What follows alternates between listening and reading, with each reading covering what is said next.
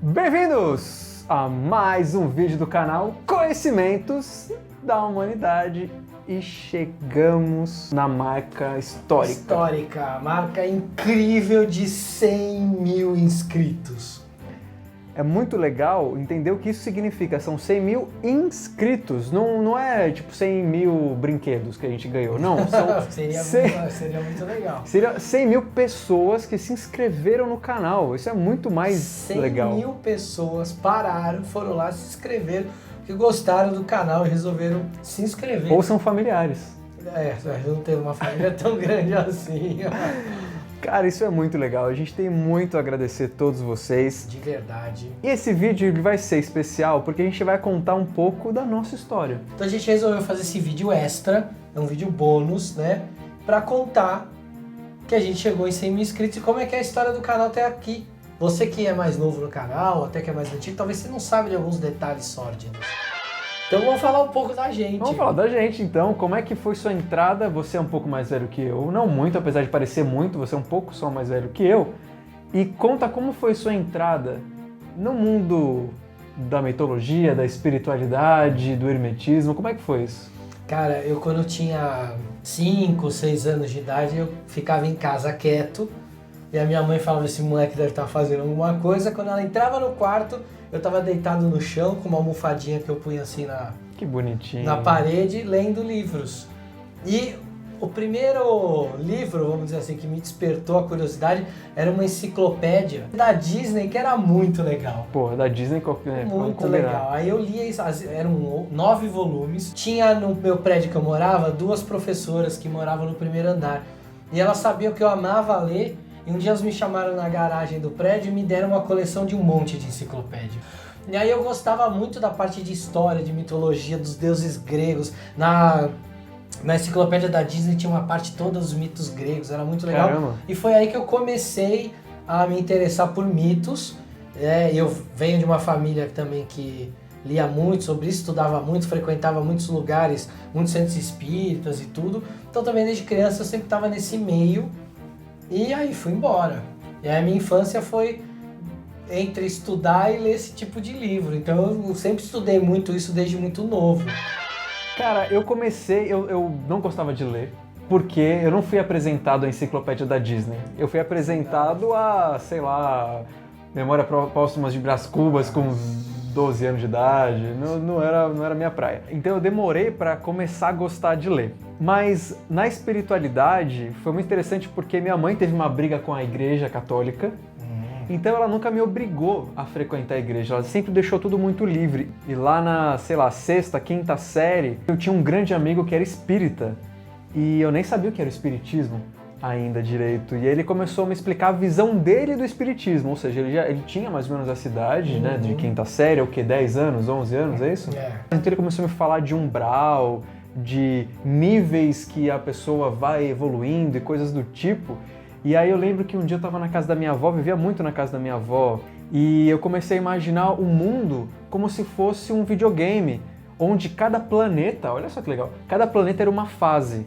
Então a gente estava na Terra, era porque a gente já tinha avançado Mercúrio e Vênus, sabe? Então a gente estava na Terra cumprindo uma função, quando a gente passasse de fase a gente ia para Marte, sei lá, por exemplo. Cara, nessa fase aí de 4ª série, 5ª série, na 4ª série eu estudava no colégio em Santos chamado Tarquínio Silva. E eu comecei a ler livro espírita na 4ª série. E aí um dia, cara, eu pirei na aula, a gente tava falando de Fórmula 1. E aí eu comecei a falar com os moleques da classe, com as meninas, que eu tinha lido um livro que falava de vidas passadas e de reencarnação.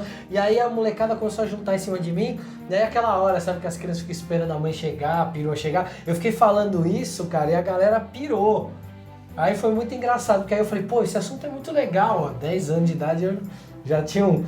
Leonino, né? Você queria atenção. Né? Já tava ali com todo mundo. Eu falei, nossa, esse assunto é legal, todo mundo gosta. E aí, beleza, eu comecei a estudar mais sobre isso. Quando eu tinha uns 14, 15 anos, a minha mãe chegou pra mim e falou assim, eu vou te colocar no catecismo. É bom você conhecer a igreja católica, ver se é uma religião que você quer seguir e tudo, eu vou te colocar. Eu já era meio burro velho, né? Fazer catecismo com 14, 15 anos, você já tá meio velho. E aí, cara, eu fiz o catecismo e, esse padre ele deve ter sido beatificado, porque eu cheguei no catecismo e encontrei um amigo meu de infância, a gente não tinha se combinado de fazer junto, e tava ele e o irmão dele, cara, e a gente tocou o terror no catecismo, cara. Que ótimo. Tudo que o padre falava a gente contestava, tudo. Até que um dia ele chegou pra mim e falou que eu tinha vocação pra ser padre. E aí, continuando minha adolescência, foi quando eu fui convidado para entrar na Ordem de Molay. Eu não lembro, eu tinha uns 18 anos já na época. Fui convidado, era o capítulo novo em Santos, só tinha uma turma. E aí a minha foi a primeira turma a ser iniciada por Demolays. E aí foi assim que eu ingressei na vida iniciática. Eu, ainda nessa fase de 10, 11 anos, uma tia minha de fato entrou pro espiritismo e ela me contava algumas coisas de lá. Então começou a me interessar, mas eu nunca tinha me aprofundado por mim mesmo. Mas já sabia que era uma senda possível sair. Não existia só a Igreja Católica, né? Existiam outras coisas. E aí, na fase inicial da adolescente, a rebeldia me fez virar ateu. Mas eu me rebelar contra Deus. Não é contra qualquer um, meu. É Deus que eu vou me rebelar. Mas durou tipo 6 meses, o meu ateísmo. Você tinha ficado tipo Não. 10 anos. Não. Aí foi meu avô que me fez mudar de ideia. Eu contei, não acredito em Deus e tal. Aí ele virou e falou assim, imagina um grão de qualquer árvore dessa aqui, uma semente. Quando você planta, olha isso aqui, Deus é isso aqui. Aí eu falei, caralho, Deus é isso aqui. Aí você virou panteísta. Aí, é isso. Não, acho que foi nesse momento. Foi aí que você virou panteísta. Foi aí, sem saber. E aí eu achei do caralho, assim. E deixei de ser ateu, mas também não... Era engraçado que nas provas da escola, como eu não acreditava num Deus, eu não sabia o que era um agnóstico teísta, sei lá. Eu falava assim, bom, se tiver alguém que ajuda nas provas, 1, 2, 5 deuses, não importa, que me ajude, tipo umas coisas assim, sabe? Quando eu entrei na faculdade, eu parei um pouco de estudar isso do jeito que eu estudava antes, ou praticar. E você fez faculdade? Fiz faculdade de Publicidade e Marketing. E aí eu dei uma parada. Eu não parei completamente, eu continuava lendo alguns livros, mas era mais esporádico, não era uma coisa tipo toda hora. Você estava dedicado à faculdade? Tava. E aí de vez em quando chegava alguma coisa na minha mão, eu lia, lembro de alguns textos legais. Lembro uma época que eu ganhei 2 fitas cassete, uma que era cânticos tibetanos de meditação e a outra que era um ritual filipino de invocação de um demônio. Que e ótimo. Aí eu sempre confundia as fitas na hora de ouvir. Você tava lá meditando e de repente apareceu um bafomé, sei lá. De novo a fita errada. É sério isso? É sério isso. Quando eu acabei a faculdade, eu meio que... Aí você começa a vida profissional, sempre estudei essas coisas, gostava de estudar, mas não estava fazendo nada muito a fundo. Foi mais ou menos em 2007 que eu voltei a estudar de verdade, a mergulhar nos livros de novo. E aí foi onde é que a gente chega em 2008, que foi quando eu fui fazer os cursos do Marcelo Deldébio. Bom, eu entrei na faculdade em 2005 e foi mais ou menos nessa época eu namorava uma menina que os pais dela eram umbandistas que vieram do Rio para São Paulo. E aqui em São Paulo eles não frequentavam nada, mas ela, que tinha nascido lá inclusive, tinha sido batizada, umbandista e tal, mas a gente nunca se aprofundou. Ela, inclusive, durante o nosso amor falava de vez em quando que via espírito. Então, tem um menino ali, ele sabe que você não tá vendo ele. Eu não achava aquilo estranho, mas aquilo pra mim não me dizia muita coisa. Só que um dia a gente teve uma reunião com os pais dela e tal, e o pai dela começou a me contar histórias sobre orixás e a diferença entre orixá e entidade. Né? E eu não entendi nada na época. Um é índio, o outro é cachoeira, do que você tá falando, eu não entendia. Você era ignorante sobre o assunto. Era ignorante sobre o assunto. Era muito nome diferente, ele começou a falar nome de orixá e pra mim, nunca tinha ouvido falar daquilo. Até que a gente terminou, não sei o que, eu comecei a faculdade e na faculdade, no primeiro ano, eu fiz psicologia. No primeiro ano eu tive contato com o Jung. Aonde eu fiz não se aprofundava muito, então eu tive que estudar sozinho. Eles deram um highlight, eles deram uma abreviação, um resumo da obra dele, e eu me apaixonei e comecei a estudar em paralelo. E foi aí que tudo começou, com essa questão do símbolo e do mito.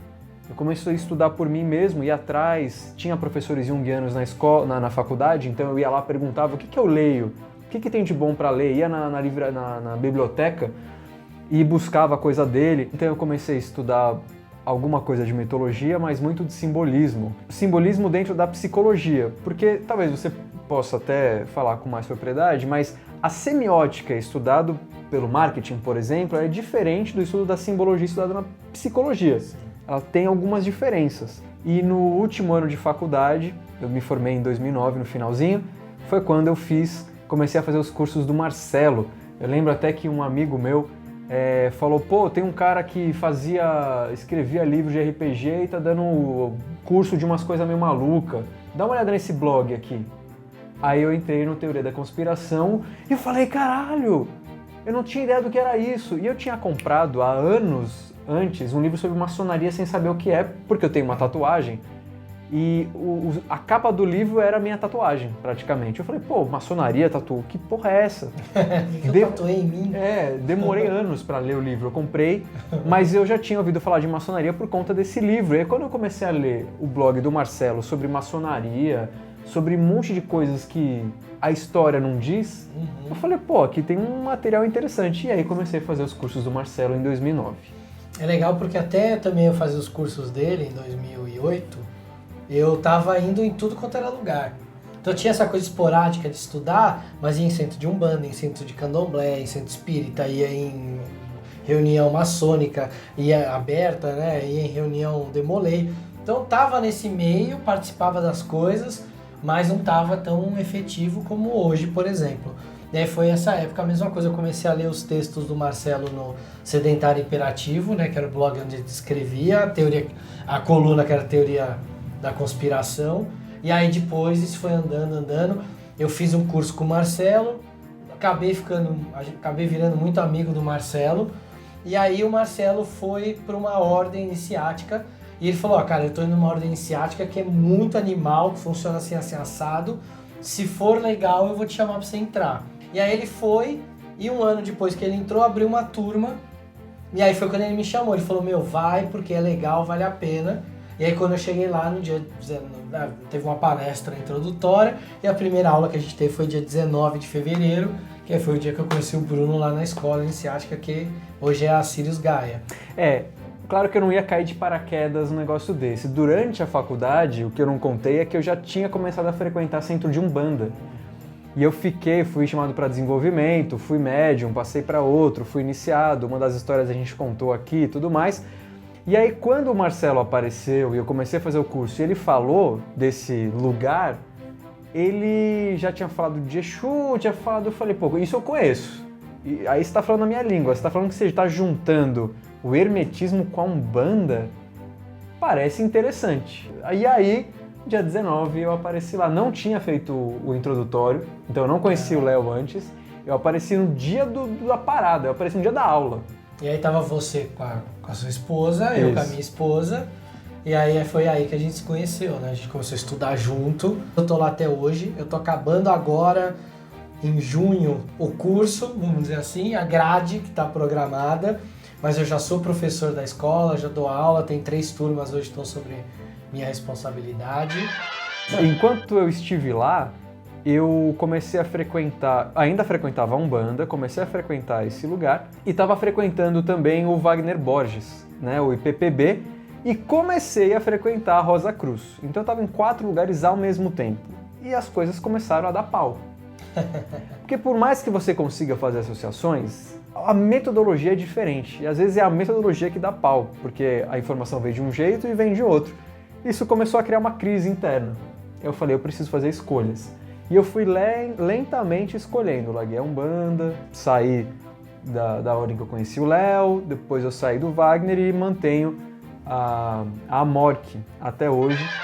Aí, quando eu entrei na Sirius Gaia, eu tava já em alguns lugares, já na própria Amorque, eu entrei em 2008 na Amorque, já estava fazendo parte de alguns outros grupos. Quando eu entrei na Sirius Gaia, acabou que se amplificou, eu acabei procurando outros lugares, outras coisas diferentes. eu cheguei a ficar em 9 ordens ao mesmo tempo. Com o tempo, eu nunca tive problema de dividir ou de ter crise, de achar que uma era ruim e outra era boa. Sempre consegui absorver o que tinha de melhor ali em cada coisa que eu estava fazendo. Só que desde a minha infância eu era apaixonado por mitologia, por símbolos. Na faculdade eu tive um professor que redespertou essa paixão por símbolos e por semiótica. Foi quando eu comecei a estudar muito semiótica. E aí quando eu entrei na Sirius Gaia trabalha muito a simbologia, né? Putz, aí eu comecei a me apaixonar, e eu acabei automaticamente saindo das outras coisas, largando as outras coisas. Algumas eu acabei largando porque achei muito básicas, e fui deixando até que chegou num ponto que hoje eu só tô lá. Lá pra 2012, a gente foi no Comedians. Foi no Comedians. E você que é um clube de comédia em São Paulo. Stand-up aqui em São Paulo.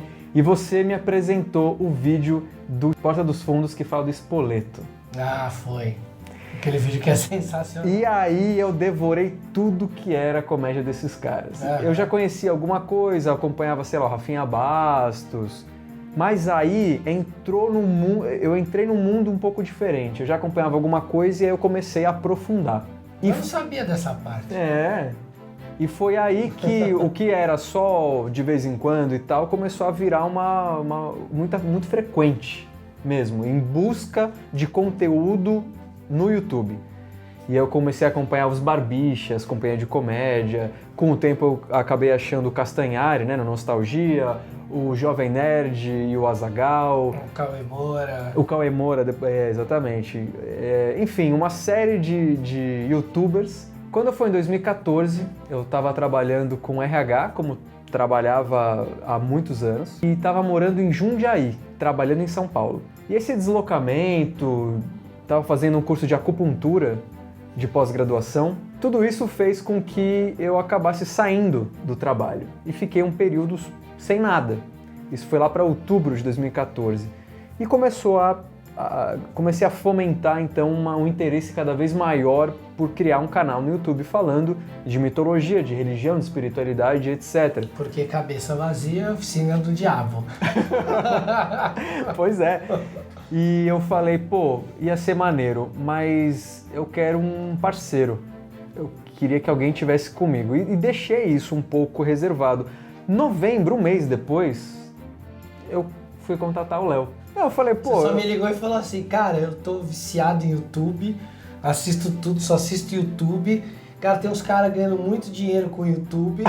E, só tem canal ruim falando de espiritualidade, que eram uns canais muito fraquinhos. Normalmente não era um canal produzido com a linguagem jovem, era uma coisa mais tipo... Isso em 2014. 2014, era um canal que pegava lá um professor dando aula em sala de aula e gravava, então não tinha nenhuma produção.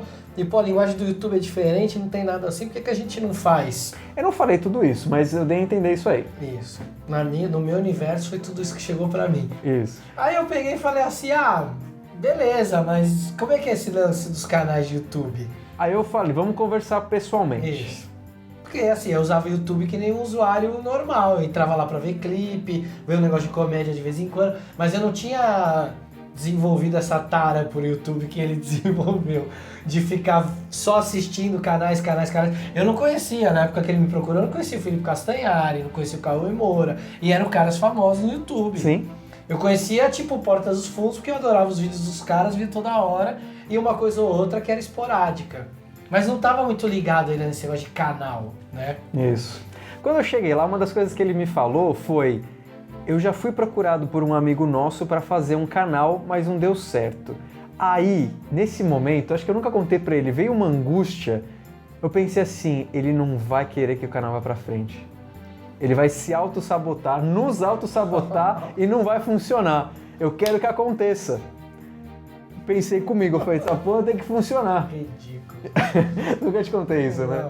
E então a gente sentou e começou a estruturar o canal. Foi num restaurante perto de casa, lembra? Isso. A gente foi pra minha casa, a gente ficou conversando, depois eu falei, vamos almoçar. A gente foi no almoço e já começou a falar do canal. Inclusive foi nesse restaurante que a gente definiu o nome do canal. A gente pensou em nomes como Oriente Redescoberto. Nossa. umas coisas assim. Aí eu falei, não vamos falar só do Oriente. Isso. Você manja muito do Oriente, eu manjo muito do Ocidente, a gente junta isso, vamos fazer um negócio que seja mais completo. Foi. E aí saiu Conhecimentos da Humanidade. O nome que hoje a gente tem que assumir que ele é... Não é um nome muito legal. Mas ficou, Mas marca. agora a gente tem um amor por ele. Isso, exatamente. Às vezes, qual é o nome do seu canal? Conhecimentos da Humanidade. Podia ser uma coisa mais tipo mitologias fodas, mas... Enfim, aí a gente elaborou o nome lá. E aí a gente começou a pensar o seguinte, bom, vamos fazer uns roteiros, vamos falar sobre mitologia e sobre locais sagrados e depois a gente vê o que cada um fez e não sei o quê. Quando a gente se reuniu uma próxima vez para ver os roteiros e tal, o Léo simplesmente apareceu com o consolidado de locais sagrados. E na minha cabeça, eu queria falar primeiro de religião, para depois falar de local sagrado. E ele falou, não, a gente vai falar sobre o local sagrado. Eu falei, puta, já começou com o Leonino dando ordem. Mas que coisa! Ai, conta isso, eu vou contar do Mussolini, continua. Mas deu certo, a gente fez e, na verdade, deu certo mais ou menos. Como que foi? Eu montei uma parte do roteiro, ele montou outra, eu mandei pra ele consolidou e a gente fez a primeira gravação. Ah, que foi épica. E eu não tinha experiência nenhuma com câmera. Nenhuma. Zero. Não foi tipo, nossa, você já gravou vídeo na adolescência? Já, mas eu era o câmera e gravava os caras, sacou?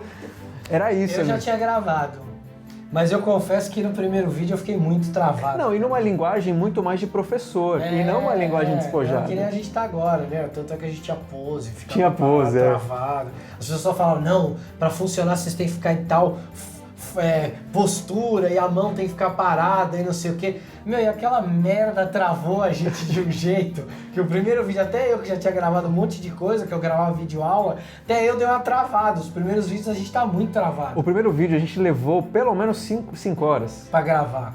Puta merda. A gente começou, sei lá, 9 da manhã, deu 1 da tarde, a gente saiu pra almoçar, voltamos. E assim, é um vídeo de 15 minutos, gente. O Bruno não conseguia acertar uma linha. Porque a gente estava lendo e não tinha TP, era um iPad que ficava meio que do lado. Então eu ficava, e assim, a minha experiência com leitura era essa a minha experiência com leitura, eu nunca li pra ninguém. Então ler em voz alta, ler em voz alta e ler pra você é diferente, não é igual, né? Então, imagina, eu lendo e ainda tinha que mostrar uma performance qualquer, mesmo que seja nada. Eu tinha que botar uma entonação na voz. Então, é bem ridiculinho, assim. Mas tá lá. Mas tá lá. Muito carinho, muito amor, porque foi o vídeo que começou. E a gente Mas não é, a história do primeiro vídeo não é só essa. Não, mas a gente começou a falar do canal, a gente sentou, toda essa história de sentar, almoçar, definir nome, não sei o quê, foi em dezembro de 2014. Isso. Pra gente só lançar o primeiro vídeo em maio de 2015. Amanhã a gente faz... Hoje 3 anos de canal. 3 anos. A gente tá gravando isso dia 20... de quê? Dia 25 de maio. Dia 25 de maio. A gente tá gravando antes. Então, olha só, a gente gravou lá pra janeiro. No máximo em fevereiro, não foi que a gente gravou? E aí, eu fui editar. Eu já tinha experiência com edição. Mas, assim, era edição de empresa, sabe? Era outro tipo, era outro lance. Eu demorei pelo menos 2 meses pra editar um vídeo de 15 minutos. E eu queria que o primeiro vídeo tivesse perfeito, mas nem que não tinha como, né? Aí eu comecei a desencanar. Eu falei, não, vamos. A gente pensou em mudar o formato, mudar o tema do canal. Você lembra disso? Foi, a gente falou depois de vários temas. Falou, a galera não vai querer assistir isso. A gente não vai ter inscrito. Imagina que alguém vai querer ficar assistindo vídeo de mitologia, simbologia. Nós vamos contar as coisas de um jeito diferente, com bom humor, com piada. Nós vamos ser xingados. Né? Como é que a gente vai contar piada de uma religião? Os caras vão achar que a gente não gosta. Que a gente não gosta, que a gente não tá... Né? Que a gente... Nossa, áudios e áudios de WhatsApp falando só sobre o humor. Foi. Onde é o humor que a gente vai usar? As pessoas não vão entender, vão achar que só porque a gente tá fazendo piada a gente tá desrespeitando. E foi nessa época que eu aprendi a usar o áudio do WhatsApp. Gente, vocês não sabem o que eu sofro. Não, hoje diminuiu já. Não, já diminuiu. E a gente pensou em mudar o escopo do canal para culinária étnica. A gente ia fazer pratos de algum lugar do mundo e contar aquela história, né? Aí o primeiro ia ser a cerveja e nele nem bebe. Não, e a gente não cozinha. Ah, vai. Não, Léo, aí as nossas esposas que nos motivaram. Para de frescura, tá ótimo o vídeo, lança isso aí logo. Mentirosas. Aí, o que eu falei pro Léo? Falei, não, beleza, vamos soltar, mas vamos regravar o começo e o fim que ficaram muito ruins, ficaram ainda piores do que o resto do vídeo. Então, se vocês assistirem o primeiro vídeo, vocês vão ver que o começo do vídeo, eu tô com uma barba de um jeito, com o cabelo de um jeito e o cenário tá de um jeito. A roupa até tá igual, mas... E aí a distância também tá de um jeito. Aí tem a vinheta, que era uma vinheta inicial que a gente tinha lá, e a gente tá totalmente diferente. Eu com uma barba diferente, com um cabelo diferente, um cenário diferente, algumas coisas. Muito engraçado. Então a gente refez a introdução para tentar melhorar um pouco. Tava bem ruim, né? E nesse mesmo vídeo eu faço uma narração de uma parte de Einstein, que tinha ficado uma merda. Eu não sei se é porque eu tinha errado ou a captação do som ficou com pouca... ficou ruim, né? E eu regravei sozinho em Jundiaí, com o gravador tentando simular, e aí se vocês prestarem atenção, tá outra voz. Tá outra parada. E aí, não dá pra soltar o vídeo, não dá, a voz ficou diferente. Eu falei, foda-se. A voz ficou diferente, é um off, não tem problema. Não, cara, tá muito, eu não consegui acertar a distância do gravador. E eu falava pra ele, foda-se, solta esse vídeo logo, cara. Foi, lembro. Meu, nossas preocupações eram ridículas, né? Foram. E eu também não tinha... E a gente não tinha nem equipamento direito. Não, era uma câmera que tinha com um gravador que tinha. Comentários primeiro, tipo, o som tá zoado, a gente sabe. Pô, era um gravadorzinho. Mas é o que tinha. E foi muito legal porque a gente postou, tipo, deixou público, sei lá, foi uma sexta-feira, quinta. Não, foi quinta já. Foi quinta-feira e a gente ficou igual maluco atualizando. Eu lembro que eu tinha um aniversário e enquanto tava no aniversário, a gente ficava atualizando e atingiu 1000 visualizações, tipo, no domingo. É, foi. 1000 visualizações. Não, a gente falou, caramba! 1000 visualizações em 3 dias, a gente acabou de soltar o primeiro vídeo do canal. Foi muito legal. Isso foi legal porque assim, a gente em 3 dias, a gente já tá com 700 inscritos no canal. Claro que a gente teve muita ajuda, né? O próprio Marcelo Del Débio pegou o canal, postou dentro do Teoria da Conspiração e era uma galera que tinha uma sede de conhecimento com relação a isso, então isso já deu um boom no canal muito grande. Foi. A gente em 3 dias tava com 700 inscritos e a gente tava brincando, porra, será que em 6 meses a gente chega em 1000, né? Ia ser bom legal, 1000 pessoas inscritas. Cara, em uma semana a gente tinha 1000 inscritos no canal. Foi, a gente, acho que a primeira pessoa a agradecer, depois de nossas esposas que deram essa puta força e paciência esse tempo todo com a gente, é o Marcelo. É, foi. Foi o cara que apostou, falou assim, dá esse vídeo merda aí, e postou no site assim, dele. Ele sempre, não foi dar esse ele vídeo nunca reclamou, pelo ele nunca falou um A. Ele falou, pô, esse conteúdo é muito legal, joga pra dentro do site, vamos divulgar. Ele catou, jogou e foi embora. Não, chegou numa época que ele deu o login do site pra gente postar os vídeos. Na verdade, eu devo ter esse login ainda. Então, ele falou, já posta direto lá, vai jogando conteúdo lá. Então assim, ele deu uma puta força. Quando a gente começou o canal, essa catapultada que a gente deu, e até o canal tá ali com uns 30 mil inscritos, era muito tráfego que vinha do site dele. Depois isso acabou, acho que deu, sei lá, deve ter dado uma esgotada do público e acaba que as fontes hoje são outras. Mas, no começo era muito, né? Vinha todo mundo por lá. E o Marcelo nunca falou um A do nosso conteúdo. Falou, isso tá ruim, falar de mim, nunca. Ele nunca botou nenhuma imposição. Ele simplesmente botou no site dele que já era conhecido. Sempre acreditou, né? Foi, então foi muito legal. E aí começou uma época muito legal, porque era assim, as brigas eram... eu falava, tem que ter vídeo toda semana. Não, porque não ficou bom, porque não sei o que. Não, ter que ter vídeo toda semana. Porque é assim que funciona, é regularidade. E há 3 anos, que eu acho que teve um mês, nesses 3 anos que a gente não postou vídeo. Foi um mês de janeiro, acho que 2016, se eu não me engano. 17, eu acho. Sério? 17, foi ano passado. Isso. Que a gente não postou, que a gente meio que se deu férias. Mas, cara, toda quinta-feira, há 3 anos, postando vídeo. A gente chegou a ter semanas que a gente postou 2 vídeos. A gente tinha um projeto lá que era o Pílulas de Conhecimento, que era um vídeo de 1 minuto, 2 minutos no máximo. que a gente chegou a postar na mesma semana e não acabou não dando muito certo, não deu muito view, a gente deu uma desistida. A gente, no começo, gravava mais vídeo na casa do Léo e depois o Léo começou a ir muito lá pra Jundiaí. Imagina, eu ia pra Jundiaí pra gravar. E às vezes era assim, ele ia, gravava e voltava. Não é que tipo ele ficava lá em casa. Várias vezes era isso. Várias, ia, gravava, tchau, tô indo embora. E acontecia, comigo era um pouco diferente. Eu vinha pra São Paulo, como minha família inteira tava aqui, eu ia, gravava com ele, às vezes dormia na minha mãe, e aí passava o final de semana por aqui e voltava com a minha esposa, voltava pra casa. Nos Pílulas de Conhecimento, inclusive, foram todos gravados na sua casa. No começo, o primeiro vídeo, como a gente falou, naquele cenário. E depois, lá em Jundiaí, eu achei um cara que vendia uns tapetes, uns negócios, umas cortinas, uns panos, e eu achei um pano verde. Inclusive, ele está sendo usado hoje de tapete para ver se dá uma melhorada no eco. E no começo ainda era fundo verde, uma câmera ruim, sem iluminação. Então... E nem um microfone bom para captar. Nada. Então, assim, como eu tenho muito pelo, os pelos tudo vibrando assim com o fundo verde, foi um período muito interessante. Ele gostava de uma camiseta com o Hulk verde e eu tinha que fazer um efeito pra não parecer que ele tava sem... Furado. Tipo Gloob Gloob. Então, foi um período muito legal. E aí, nessa época dos primeiros vídeos, aí eu soltava várias piadas. E o Bruno editava e me mandava um vídeo para aprovação e eu falava, você tirou tal e tal piada. E ele, não, eu tive que tirar porque ia pegar mal e não sei o quê.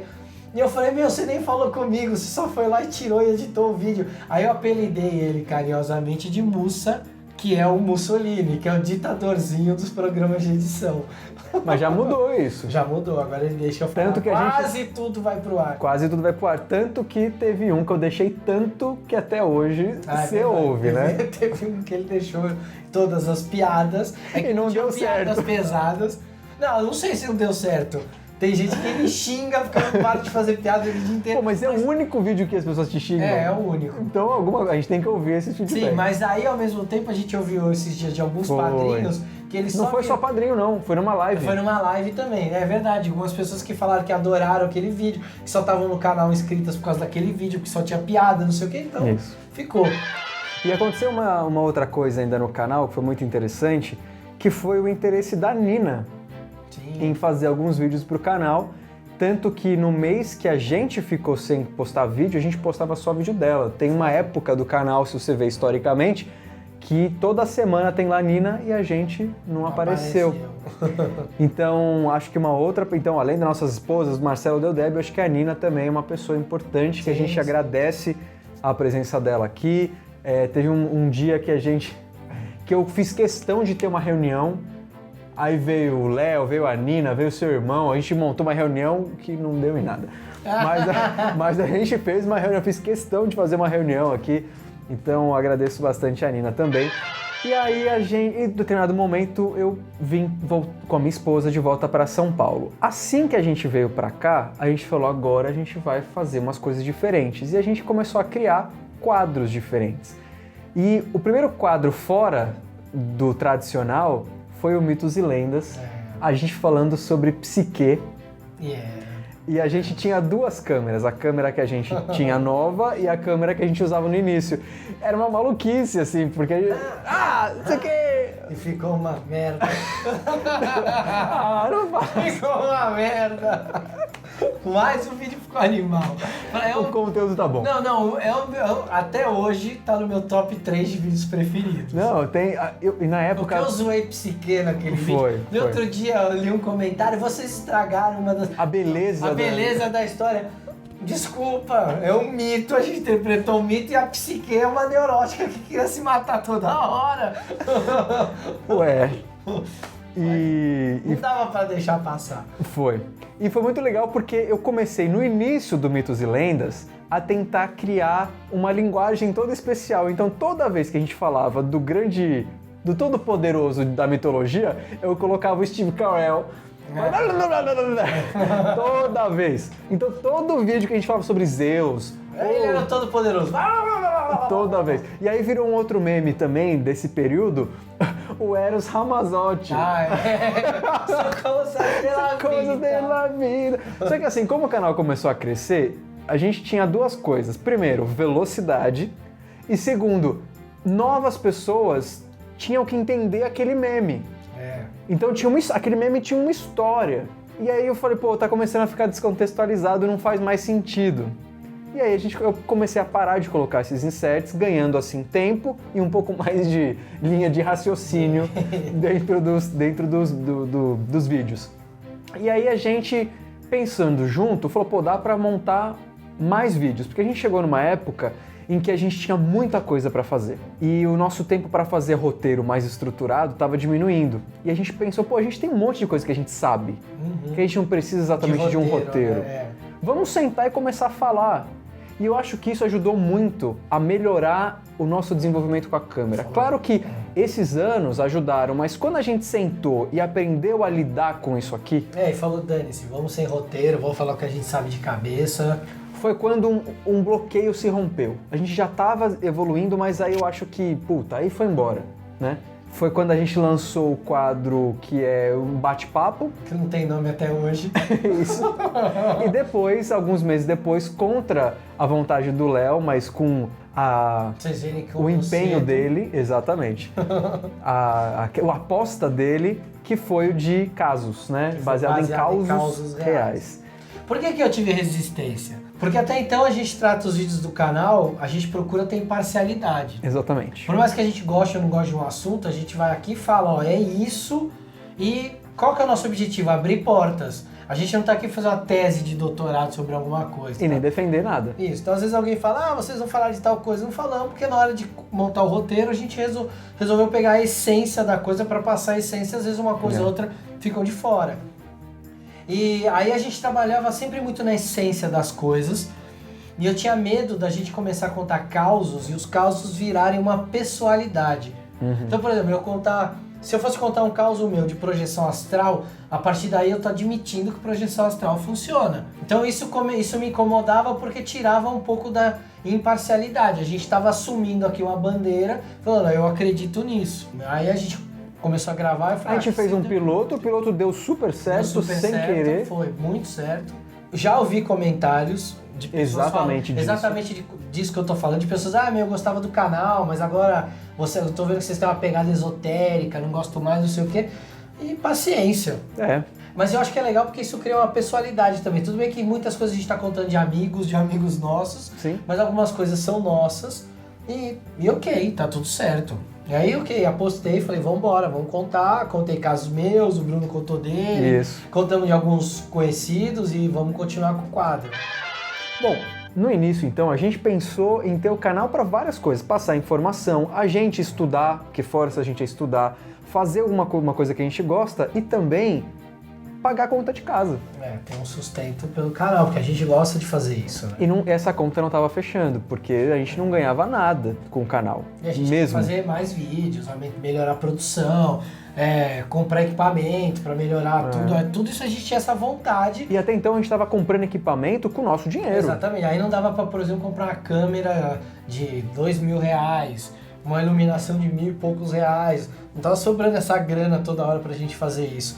E aí a gente falou, a gente precisa arrumar já que a gente não tem tempo para correr atrás de patrocínio, de vendedor, vamos tentar a gente criar algumas coisas para que a gente consiga vender. E aí, num primeiro momento, eu ainda em Jundiaí, o Léo falou, vamos ver isso aqui do Patreon, não sei o quê. Aí a gente foi até um momento e se esfriou, a gente não foi mais atrás. Quando eu vim para São Paulo, a Aline, ela começou amiga minha lá do Rio, né? Na verdade, ela me procurou por causa do canal. Ela foi adicionada no meu Facebook por causa do canal. E ela sempre me procurou para dar dicas, falar sobre o canal. Sim. E aí eu falei... E ela sempre falava, você tem que fazer isso, tem que fazer aquilo. E muito do que ela falava pra ela, puta, eu sei, mas a gente não consegue, não tem tempo, não sei o quê. E aí a gente sentou um dia e falou assim, vamos...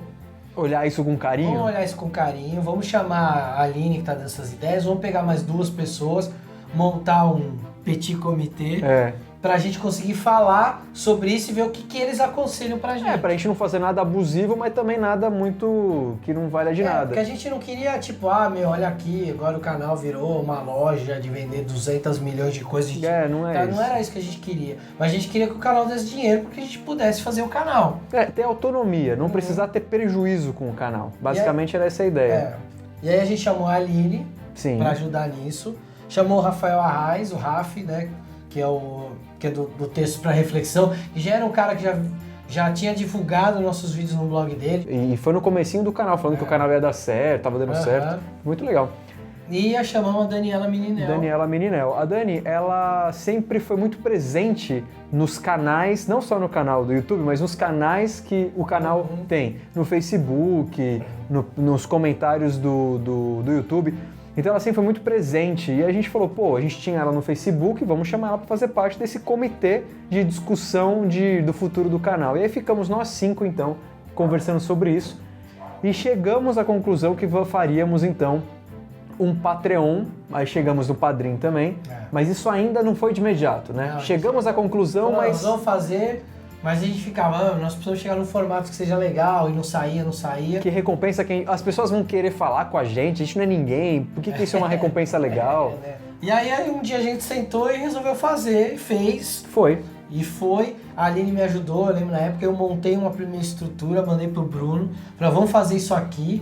E ele olhou, a gente ajustou e falou, vamos. Aí ele entrou no Padrim, montou lá a conta e a gente colocou e começou a falar do programa de apadrinhamento. Não é o nosso sustento, obviamente, a gente acaba pegando esse dinheiro para jogar pro canal. Hoje tem os gastos do canal, né? A gente tem uma agência de marketing que ajuda a gente. E aí a gente começou a crescer por causa disso. Conseguiu ter um dinheiro para pagar para a agência para ajudar, um dinheirinho para comprar o equipamento.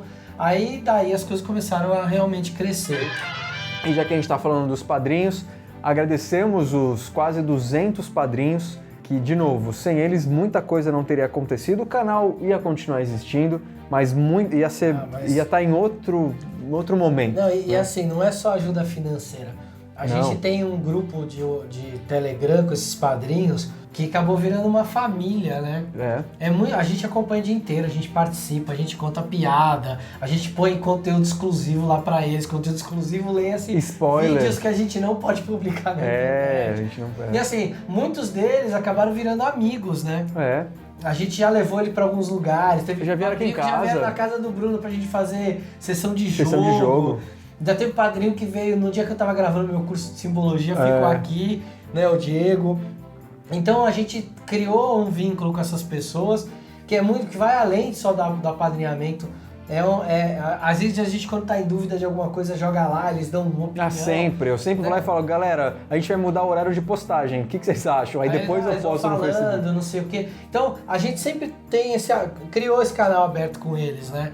E isso pra nós é uma coisa muito rica. Sim, sem dúvida.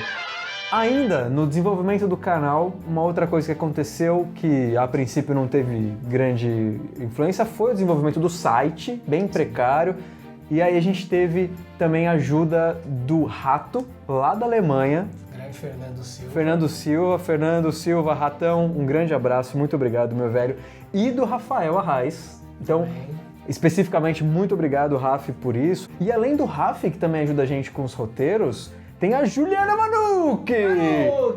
Do Acervo Filosófico, ajudou a gente com... Ajudou não, fez vários textos pra gente, que a gente adaptou, fez roteiro. Então, Ju, muito obrigado. Agora, uma amiga pessoal, a gente conversa direto, inclusive. Então, muito obrigado. Então, um outro passo do canal foi o curso. Que a gente falou, curso é um negócio que dá pra gente gravar, a gente fazer nosso próprio curso. Aprofundar, fazer 5 horas de conteúdo. Isso, pra dar um curso completo. E aí a gente sentou e fez o primeiro curso, que foi de simbologia. E tá aí, esse curso lá na aba do canal, tem 5 horas de curso. Então você tá vendo esse vídeo hoje, em maio, fim de maio, aí começo de junho de 2018. Tem por enquanto um curso, mas a gente já tem 5 prontos para gravar e vai disponibilizar mais cursos no canal. Que também é uma forma que a gente tem de passar conteúdo mais específico, mais aprofundado. Aí sim, né, vídeos de 5 horas falando de um curso completo. E aí, né, a gente teve um público legal no primeiro curso, eu fiquei bem feliz com o resultado. E a estruturação disso também foi, porque o Léo dá esse curso presencial, como seria gravar, então a gente conversou, vamos fazer aqui e tal, desse jeito, então foi muito interessante. Teve um outro marco, que foi até antes do curso, que foi o Simpósio de 2017. Simpósio de Hermetismo e Ciências Ocultas aqui em São Paulo. Tem, se não todo ano, tem praticamente todo ano, esse ano vai ter de novo. Ele foi, pra mim, ele foi muito importante, principalmente porque eu fui conhecer as pessoas de perto. E eu fiquei praticamente o tempo todo com os padrinhos. E foi muito legal, porque esse simpósio que foi do ano passado, 2017, muita gente estava no simpósio por causa do canal. Sim. E isso também foi muito legal, não só os padrinhos, mas pessoas que ouviram no canal, que acompanhavam a gente, foram no simpósio e que chegavam... Pô, eu lembro de um cara de Goiás que chegou pra mim e falou, pô, eu vim de Goiás pra conhecer vocês pessoalmente. Caramba. Cara, foi muito legal isso, né? Teve uma outra mulher que procurou a gente e falou, porra, vocês mudaram minha vida. Pô, uma senhora veio me procurar toda emocionada, nunca vou esquecer, foi muito interessante, muito... E na verdade, eu só fiquei com os padrinhos, não por uma questão de panelinha, foi exatamente porque já tinha o grupo antes, então a gente já se conhecia, então na hora de contar piada, de falar, já tava ali, mas todo mundo podia estar ali. Tanto que tinha a Jéssica, hoje em dia ela é madrinha, mas ela não era na época, ela ficou lá com a gente também. Foi. E aí quando acabou o sábado teve a festa, os padrinhos foram pra festa. Foi muito legal. Tinha karaokê. Então super ansiosos, porque agora em 2018, em novembro, vai ter de novo o simpósio. E a gente tá tentando trazer o máximo de padrinhos. Isso se você estiver vendo esse vídeo em 2018, né? Exatamente. A gente começou a ser chamado para dar algumas palestras. Foi, é verdade. Foram poucas ainda, mas já fomos. A gente foi chamado 2 vezes para um evento de anime. Verdade. A gente fala de Cavaleiros do Zodíaco e Astrologia. Katoshi, um abraço pra você, meu cara. Katoshi, muito obrigado. Uma força pra nós também. A gente conheceu o Katoshi, estamos pulando uma parte aqui. A gente conheceu o Katoshi porque a gente foi no Happy Hour do YouTube. Nossa, olha só, gente. O YouTube, ele faz um Happy Hour pra canais a gente que tinha tem o lá quê? 10 mil? A gente não tinha 10 mil porque a gente não podia ir. Não podia, não. É verdade, tinha que ter 10 mil inscritos. A gente entrou de penetra. A gente não tinha 10 mil inscritos, a gente conseguiu ir. Não foi? Foi. A gente devia ter, sei lá, 6 mil inscritos. E aí foi muito louco, a gente chegou lá, tinha uns caras com 10 mil, 15 mil inscritos. A gente não, tinha um com 20, eu achava, 20, o cara tem 20 mil inscritos. E tinha um cara lá, que a gente ficou amigo na época, que é o Zangão, e ele tava contando pra gente, tinha um vídeo dele que tinha chegado a 50 mil inscritos, a 50 mil views. A gente falou, caralho, que animal, o vídeo do cara chegou a 50 mil views. Imagina se um dia um vídeo nosso chegar a 50 mil views, vai ser muito animal. Meu, e a gente começou a ir nesses happy hours e a gente conheceu o Katoshi. Hoje ele produz canais no YouTube, né? Produz o canal da Carol Dias. E, meu, e aí, pô, o Katoshi é muito gente boa. Muito gente boa. Muito gente boa, é um cara muito simples. A gente foi 2 ou 3 vezes lá no YouTube Space de São Paulo e a gente encontrou com ele todas as vezes e todas as vezes ele foi muito amoroso, até eu diria. Foi. E aí, cara, ele convidou a gente pra ir em 2... UpTubes. Up ABC. Up ABC, que é um no evento palco aqui do UpTube. Foi em Santo André. Isso. Uma faculdade gigante lá. E a gente foi pra esse palco de youtubers. É um evento geek. Total. Mas mais lotado, cheio de gente. E a gente foi pra falar de Cavaleiros do Zodíaco. Cavaleiros do Zodíaco e astrologia. E foi muito legal. E depois a gente foi chamado também pra ir numa empresa pra falar de Jornada do Herói. Então, abraço, Ricardo Scubis. Grande Aristóteles. E a gente foi... e aí essas coisas começaram a aparecer e a gente falou, pô, isso também é muito legal. Né? Se a gente tem um público que quer ouvir isso até dentro de empresa ou num evento de anime, né? Por que a gente não levar isso, extrapolar o canal? Então essas coisas também foram marcantes para nós, né? Foram. E foi muito legal que a gente começou a fazer alguns testes. A gente começou com 30 mil inscritos, começar a fazer live a cada 10 mil inscritos. Então a gente fez 30 mil, 40 mil, 50 mil, 60 mil, 70 mil, 80 mil, 90 mil, que foi o mais recente, e 100 mil inscritos, estamos aqui falando com vocês.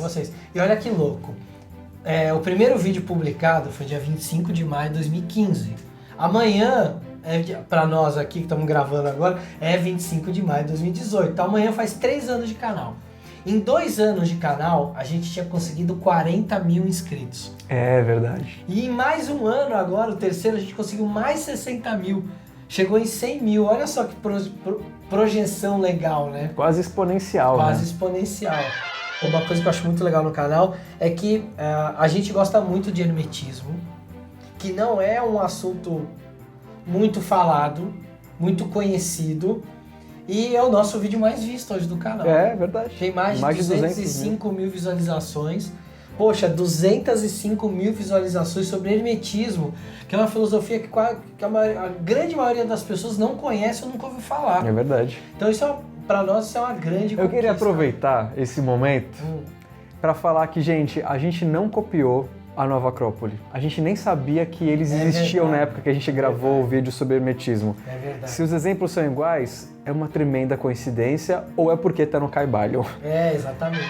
Um outro grande passo do canal foi, agora começa a ficar as coisas muito mais recentes, foi primeiro a contratação do marketing, que foi muito legal, as meninas estão fazendo um trabalho muito bacana, bastante coisa para fazer ainda, certo? Certo.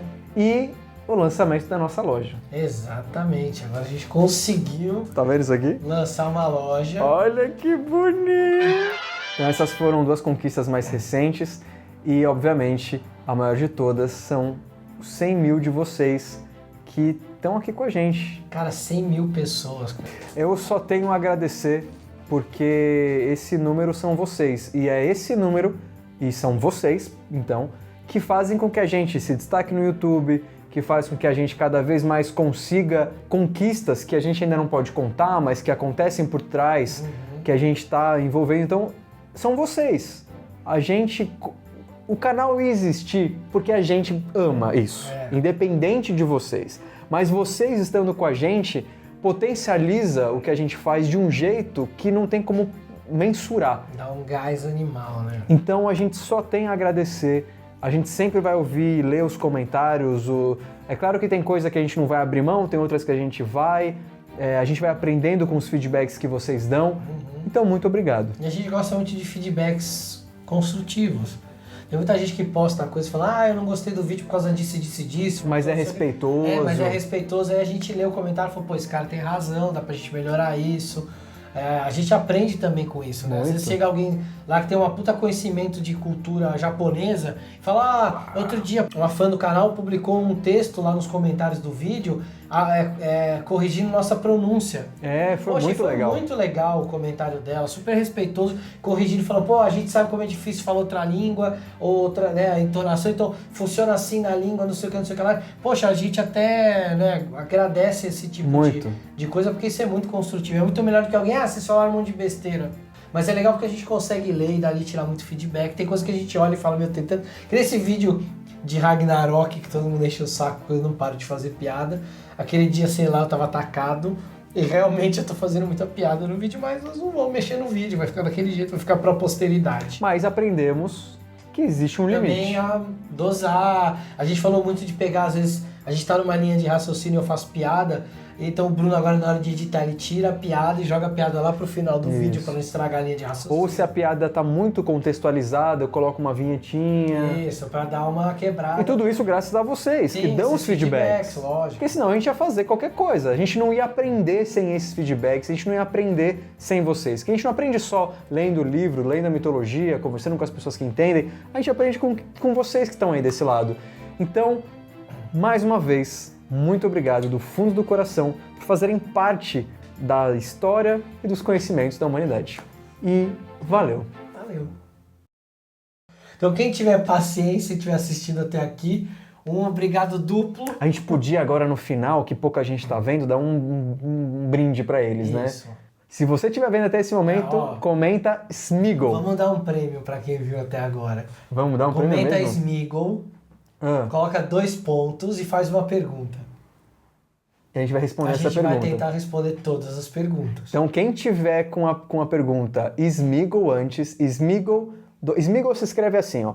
Smeagol 2 pontos e a sua pergunta sobre qualquer coisa. E a gente vai responder. Mas só quem assistiu até aqui para saber que o código é Smeagol. Muito bem. E com isso, com esse papo secreto aqui... É gênio. Com esse papo secreto aqui, a gente vai terminar o vídeo com muito amor no coração e agradecendo todos os envolvidos. E o Loki também está agradecendo.